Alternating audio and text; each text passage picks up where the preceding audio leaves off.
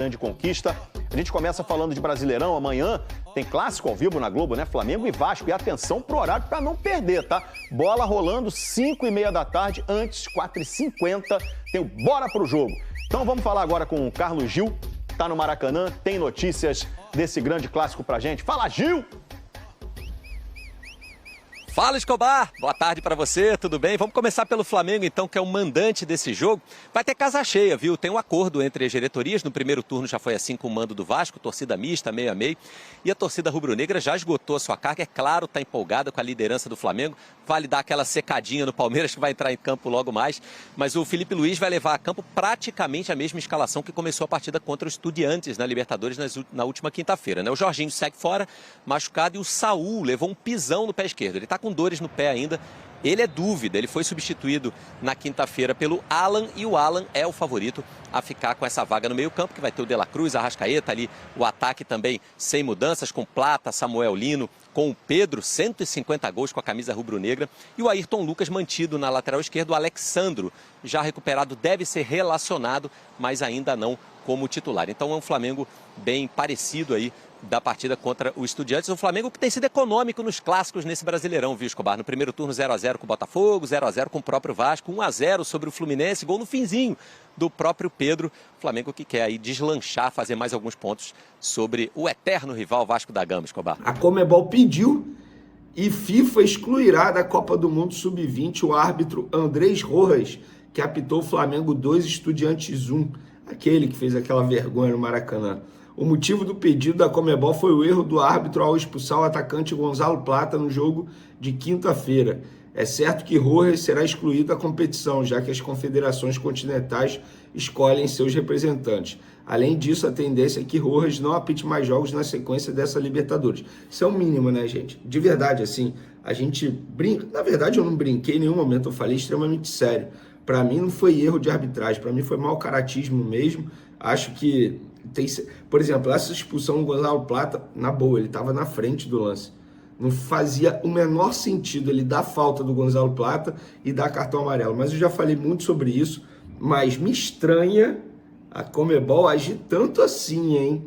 Eu fico sempre ressabiado em relação à Conmebol, sempre com um pezinho atrás. Então, enfim, tá estranho. E por falar em Conmebol, a Conmebol divulgou a escala de arbitragem dos jogos da volta. Vamos lá. Racing Vélez será Esteban Ostorrique, do Uruguai.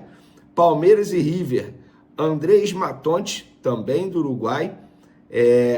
São Paulo e LDU, Alex Herrera, aquele venezuelano. Boa sorte, São Paulinos. Nossa Senhora. Promessa de muita polêmica nesse jogo aí.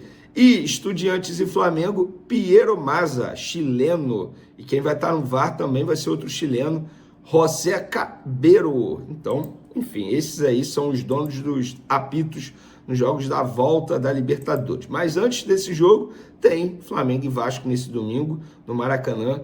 Mais de 50 mil ingressos vendidos, só tem ingresso agora para o setor sul, destinado à torcida vascaína, que até ontem eles tinham comprado apenas 7 mil para um setor que tem ali cerca de 16 a 7 mil pessoas. Então, os demais setores estão esgotados. Setor norte exclusivo para a torcida do Flamengo esgotado. Os outros setores, que são os setores mistos, né? Porque ainda bem, no Rio de Janeiro, a gente ainda pode encher a boca para falar que o clássico é torcida mista, torcida meia-meia. Os outros setores mistos também estão esgotados. Promessa de um grande público para esse domingo no Maracanã. A bola rola 5h30 da tarde. E o time do Vasco, pelo que eu apurei, está definido, hein?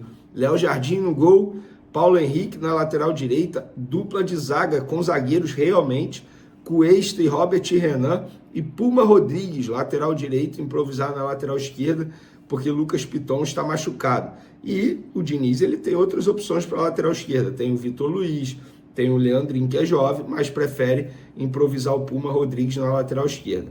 No meio de campo, Hugo Moura, jogando de volante, Cauã Barros, muito bom jogador, e Felipe Coutinho. E a trinca ofensiva, Ryan, Nuno Moreira e Verratti. Em determinado momento do treino, ele tirou o Verratti e colocou o colombiano Andrés Gomes. Acho que é uma questão de estratégia, enfim, querendo explorar o contra-ataque em cima do Flamengo.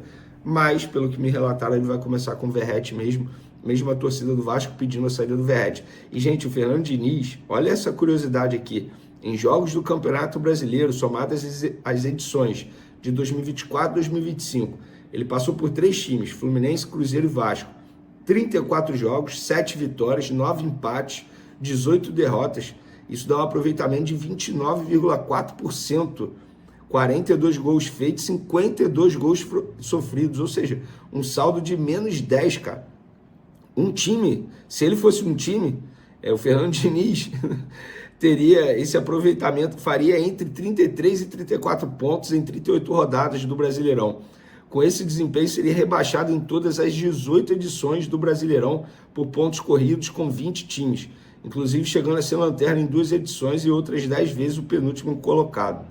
Além disso, seria uma das 2 piores defesas do campeonato em 7 das últimas 10 edições do Brasileirão. Esse levantamento foi do perfil Red Nation BR, lá no Twitter, abraço para eles, @RedNationBR. Então, abraço para eles que fizeram esse levantamento muito bom. Isso mostra como o Fernando Diniz é um técnico super valorizado pela mídia, sobretudo se levar em consideração a campanha nos 2 últimos anos aí no Campeonato Brasileiro, eu repito, passando por Fluminense, Cruzeiro e Vasco. Fluminense só não foi rebaixado graças ao Mano Menezes, hein? Porque o Fernando Diniz deixou o Fluminense, nossa senhora, de uma maneira horrível no Campeonato Brasileiro. Mas enfim, vamos falar agora do Flamengo, que finalizou a preparação lá no Ninho do Urubu, em treino realizado na parte da manhã. E aí fica a dúvida, será que o Jorginho, Alexandre e Saúl vão para o jogo? Eu vou trazer o que eu tenho de informação do dia, tá? Jorginho, Alexandre e Saúl treinaram normalmente no campo, uma grande parte com os demais jogadores, a outra parte, a parte, né, sem a presença dos outros jogadores, fazendo trabalhos individualizados. Então, assim, a presença deles no clássico contra o Vasco depende muito do Felipe Luiz. Se o Felipe Luiz quiser utilizá-los, tá liberado, sem nenhum problema. Agora, se o Felipe Luiz entender que o momento é para poupar, preservar, pensando no jogo de quinta-feira contra o Estudiantes, também é um critério dele, é uma opção dele. Agora, gente, na boa, supondo que o Felipe Luiz não leve os 3 jogadores, Jorginho, Alexandre e Saúl, eu acho que ou Jorginho ou Saúl vão para o jogo. E aí ele vai botar alguém para jogar ao lado de um desses 2 aí. Acho pouco provável que ele não leve Jorginho e Saúl, os 2. E aí qual seria a dupla de volantes? De La Cruz e Alan? De La Cruz e Everton Araújo? Alan e Everton Araújo? Acho que seria arriscado. Já na lateral esquerda, Alexandre não indo, ele tem o Ayrton Lucas, que, quer queira você ou não, tem feito bons jogos, justiça seja, eu sou um cara que eu sempre defendo o Vinha de titular na ausência do Alexandre, mas eu preciso ser justo. Verê, então você colocaria o Ayrton Lucas titular contra o Vasco? Não, eu colocaria o Vinha, mas o Ayrton Lucas dá conta do recado e o Vinha é um baita jogador, então, independentemente de quem seja escolhido, para mim não tem problemas. Então, pessoal, sem bicho de 7 cabeças, a equipe do Vasco da Gama, como eu mencionei, é uma equipe comum, a verdade é essa, e longe de ter um banco de reservas de luxo como tem o Flamengo. Então o Flamengo é favorito para esse duelo, tá? Isso não é soberba, isso não quer dizer que já ganhou, muito pelo contrário. Inclusive o Flamengo não vem fazendo bons jogos em clássicos regionais no Brasileiro. Ganhou do Fluminense no gol finalzinho com o Pedro, vocês vão se recordar. Flamengo e Vasco no primeiro turno foi 0-0. Flamengo e Botafogo 0-0 e o Flamengo não fez um bom jogo na ocasião. Então o Flamengo precisa performar melhor em clássicos regionais no Campeonato Brasileiro. E tem que vencer, galera. Não tem essa de, o empate é... Não, tem que vencer, porque o Flamengo atualmente tem 50 pontos, o Cruzeiro tem 47 pontos e o Palmeiras 46. Lembrando que o Palmeiras tem um jogo a menos que o Flamengo e 2 jogos a menos que o Cruzeiro, e o Flamengo tem um jogo a menos que o Cruzeiro. O Flamengo pega o Vasco, o Cruzeiro vai pegar o Red Bull Bragantino também amanhã, domingo, 8h30 da noite, e o Palmeiras recebe hoje, sábado, o Fortaleza em casa. Então, eu acho que o Palmeiras ganha, acho que o Cruzeiro ganha, então o Flamengo tem que ganhar para continuar com essa distância aí dos 2 times que estão brigando com o Flamengo na luta pelo título do Campeonato Brasileiro. É isso aí, nação rubro-negra, amigas e amigos abençoados e abençoadas. Amanhã bola rola envolvendo Flamengo e Vasco.